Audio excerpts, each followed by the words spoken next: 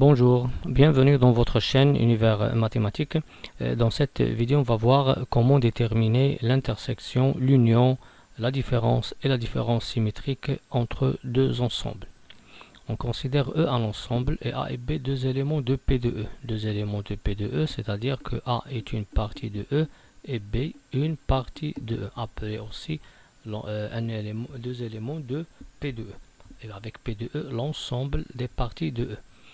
Tel que E, il contient quelques éléments ici, et A et B. Et nous, on veut déterminer les ensembles suivants. Commençons par A inter B. Bien sûr, en utilisant le diagramme suivant, considère E l'ensemble E et deux parties A et B de E, avec A et B deux éléments de P de E. Lorsqu'on dit X un élément de A inter B, cela est équivalent à dire que X est un élément de A et aussi X c'est un élément de B, c'est-à-dire que les éléments il appartient à cette partie-là, Bien.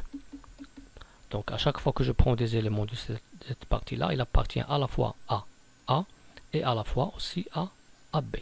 Donc bien sûr, si on considère l'ensemble A et l'ensemble B, on voit qu'il y a des éléments communs et des éléments non communs. Par exemple, pour le 2, on voit que le 2 c'est un élément de A et aussi le 2 c'est un élément de B. Le 4 non.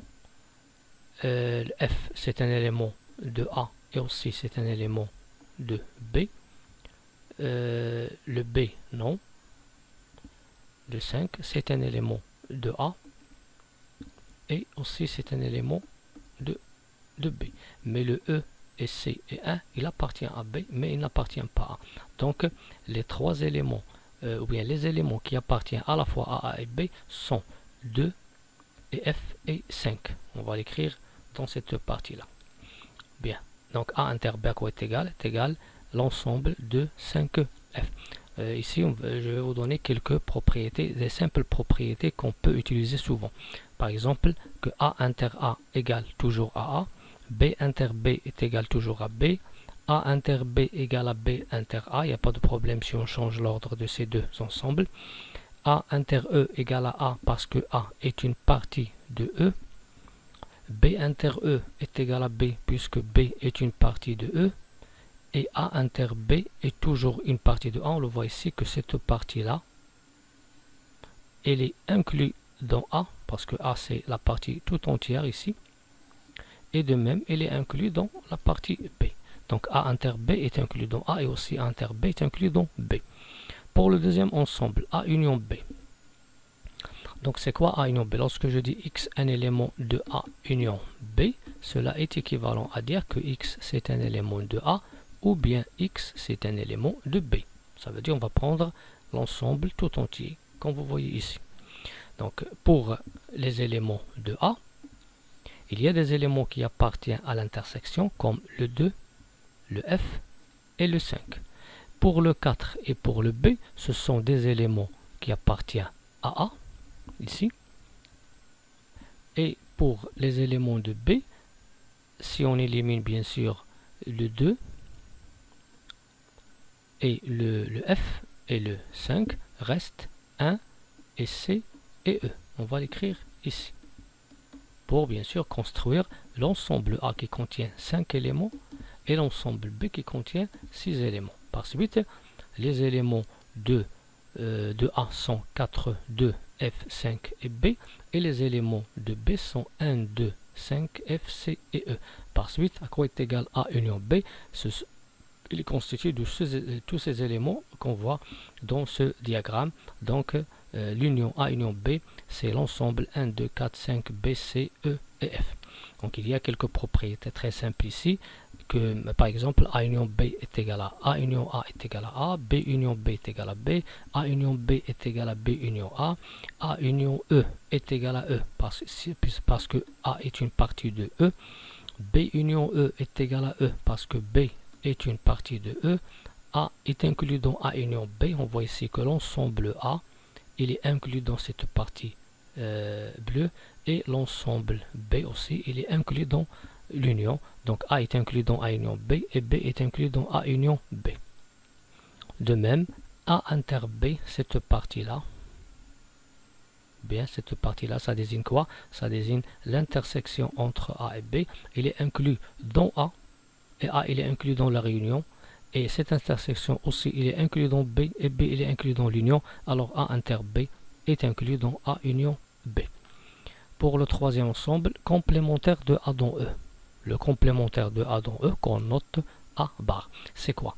Lorsqu'on dit X un élément du complémentaire de A dans E, cela est équivalent à dire que X c'est un élément de E et X n'est pas un élément de A. C'est pour cela qu'on a noté A bar. Donc ici on va, dans le diagramme, on va voir c'est quoi le complémentaire de A dans E. Donc ici on va prendre cette partie en bleu. Ce sont tous les éléments qui appartiennent à E, qu'on voit ici, à E, mais qui n'appartiennent pas à A. A, c'est cette partie-là. Bien.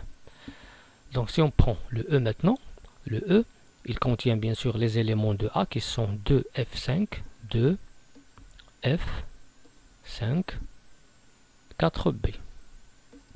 Reste les éléments qui appartiennent à E et n'appartiennent pas à A, comme 1C et E. On l'a déjà traité, 1 et C et E.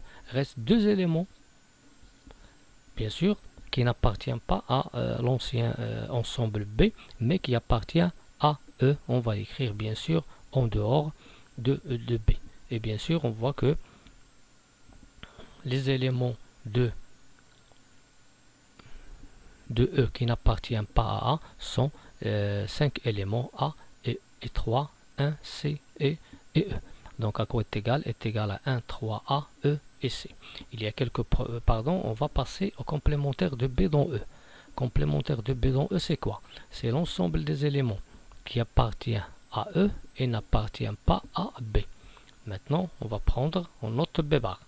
Donc ce que j'ai désigné ici en bleu, c'est l'ensemble des éléments qui appartiennent à E et n'appartient pas à B. Et B ici, il contient 1, C, E, 2, F et 5.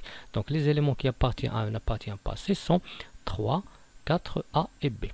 Quelques propriétés. Le complémentaire de l'ensemble vide est égal à l'ensemble E. Le complémentaire de l'ensemble E est égal à l'ensemble vide. Le complémentaire du complémentaire d'un ensemble A est égal à A. Le complémentaire de l'intersection est égal à l'union des deux complémentaires. Et le complémentaire de l'union est égal à l'intersection des deux complémentaires.